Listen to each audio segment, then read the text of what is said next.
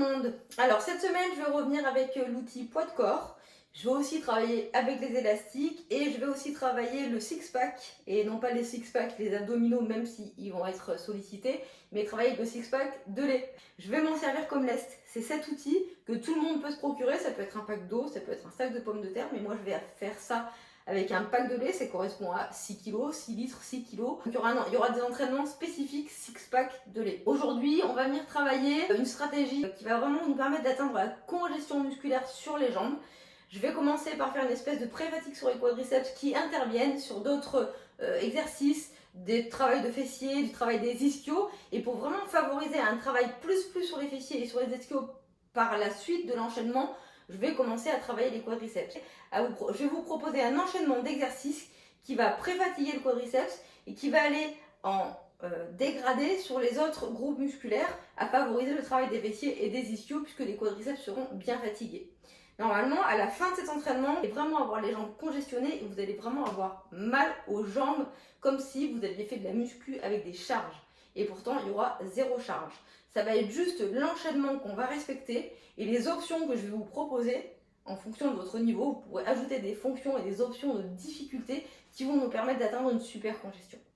J'espère que vous êtes prêts, j'espère que vos jambes sont bien fraîches. On y go, c'est parti!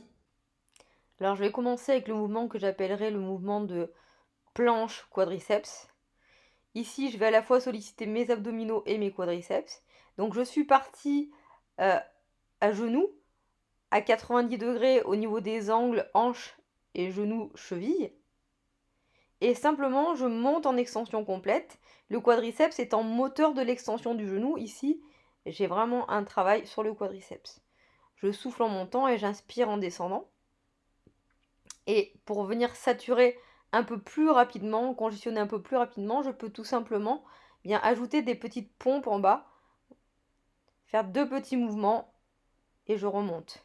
2 petits mouvements et je remonte. Donc c'est une façon de changer le tempo et de favoriser un afflux sanguin au niveau des quadriceps et de venir saturer un peu plus rapidement le muscle. Donc mes abdominaux ici, ils sont clairement impliqués, ils travaillent en gainage. Vu qu'on a une instabilité par le mouvement, ils travaillent, vous allez aussi les sentir sur le mouvement. Alors je peux rester en bas, donc là c'est encore un autre tempo, je reste en bas, je viens vraiment pomper ici dans les muscles quadriceps par un petit mouvement. Donc là bien entendu vous allez sentir les abdominaux à mort. Et pour finir, je reste en gainage sans bouger. Mes coudes, mes épaules, mes poignets bien alignés, mon dos droit et je dépose. Maintenant, je vais venir sur un travail qui va cibler un peu plus le vas externe, soit la partie externe de la cuisse, simplement en effectuant une fente où je vais faire une rotation de mon buste vers la jambe avant et vraiment une rotation la plus importante possible pour vraiment venir solliciter un maximum l'extérieur de ma cuisse.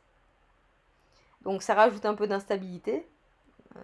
Non seulement c'est une position à laquelle on n'a pas l'habitude, en plus on ne fixe pas un point droit devant soi, ça aide souvent pour l'équilibre. Et puis ça bascule le poids du corps sur le côté extérieur vers la cuisse qui travaille. J'inspire en descendant, je souffle en montant. Donc là, sur l'extrait, j'ai mon pied qui glisse un peu, parfois je pose le genou, mais le genou ne doit pas être posé à aucun moment. Je descends le plus bas possible, comme si je voulais poser ce genou au sol, mais en aucun cas je viens poser le genou au sol. Je descends au maximum, je souffle en montant, j'inspire en descendant et je souffle en montant. J'ai une rotation la plus complète possible du côté de la jambe avant. Donc là, je regarde Cookie, qui me fait bien rigoler. Mes abdominaux sont engagés, mon buste reste le plus droit possible. J'ai toujours un travail sur le fessier, également de la jambe avant. Mais si vous faites cet exercice sérieusement en vous concentrant, vous allez nettement ressentir une brûlure sur l'extérieur de la cuisse, donc le vaste externe. On inspire en descendant et on souffle en montant. Rien ne change à ce niveau-là. Ici, je vais passer en squat écart ou squat sumo. Cet exercice va me permettre de travailler les adducteurs, soit l'intérieur de la cuisse. Une partie en tout cas de l'intérieur de la cuisse, plus que le vas externe, hein. C'est pas le vas externe qui est vraiment le plus sollicité. Là, c'est vraiment les adducteurs. Cette zone entre les deux jambes qu'on me demande bien souvent comment je peux faire pour que mes deux cuisses ne se touchent pas à l'intérieur. Je souffle en montant et j'inspire en descendant. Donc après avoir chauffé l'extérieur de la cuisse, la partie principale sur la cuisse, là je viens brûler un peu les adducteurs, l'intérieur des jambes. J'inspire en descendant et je souffle en montant. Mon buste est bien droit, mon regard reste droit. Alors une petite option de difficulté pour venir chauffer encore un peu plus vite l'intérieur de la cuisse, l'adducteur. Ici, j'ai positionné un pied en hauteur, ce qui va me faire travailler donc cette jambe droite, l'intérieur, l'adducteur droit va chauffer beaucoup plus rapidement parce que l'amplitude de travail est beaucoup plus importante. Donc évidemment, on ne garde pas l'autre côté pour demain, on fait les deux côtés. Donc si vous faites un côté surélevé, vous faites l'autre côté surélevé.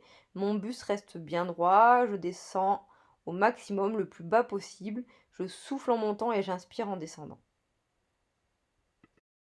Dernier exercice qu'on va voir ensemble et qu'on a déjà vu sur des précédentes vidéos, c'est le hip thrust. Donc le hip thrust, il travaille les fessiers et les ischios, soit le galbe de la cuisse.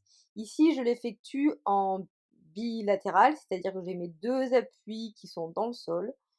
Mon buste bouge dans son ensemble, ma tête suit ce buste, je descends mes fesses au maximum vers le sol, mes genoux, mes chevilles sont à 90 degrés et quand je monte en contraction maximum, je contracte les fessiers, je souffle en montant et j'inspire en descendant. Quand on arrive à ce stade-là de l'entraînement, normalement, on commence vraiment à avoir une sensation de brûlure intense. Maintenant, on peut encore complexifier un peu la donne en effectuant ce mouvement de hip thrust sur une seule jambe, soit en unilatéral, ce qui rajoute plus de poids simplement sur la jambe qui porte le mouvement et qui porte le poids du corps. Je souffle en montant et j'inspire en descendant. Mon angle genou est toujours à 90 degrés et quand je monte, je viens toujours en contraction maximum vers le haut. Je sens quand je suis en haut que je ne peux pas aller plus haut et que mes fessiers se contractent vraiment au maximum. Je sens également la brûlure au niveau des ischios. Bien entendu, quand on a fait un côté, on fait l'autre. On souffle en montant et on inspire en descendant. Les abdominaux sont engagés. Je descends le plus bas possible. Donc là, je suis simplement limitée par le sol.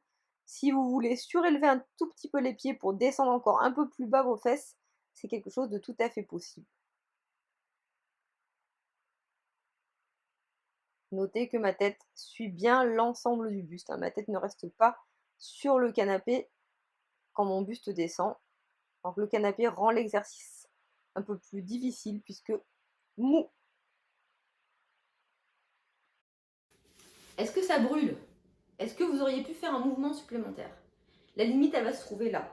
N'hésitez pas à répéter ce type de session 1, 2, 3, 4 fois. Pour moi, ça sera un minimum 3 à 4 fois pour que le muscle puisse réagir et se dire qu'il n'a pas le choix que de faire une construction musculaire.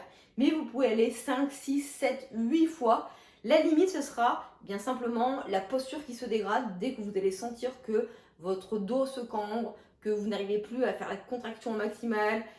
Là, ça voudra dire on doit s'arrêter. Si vous avez une brûlure tellement intense dans les muscles que vous n'arrivez pas à reproduire une répétition supplémentaire, c'est que ça y est, vous êtes arrivé à l'échec musculaire et qu'on a atteint une congestion vraiment maximale. Elle sera là la limite. Demain, mercredi, puisque cette semaine, je vais vous proposer un entraînement par jour jusqu'à samedi matin, on travaillera avec le six-pack de lait. On travaillera essentiellement sur le haut du corps. Il y aura 4 exercices qui seront ciblés sur le haut du corps. Ça vous permettra de récupérer un peu sur les jambes qui, je l'espère aujourd'hui, auront bien travaillé. Je vous souhaite une bonne journée, je vous dis à demain. Salut tout le monde, bisous.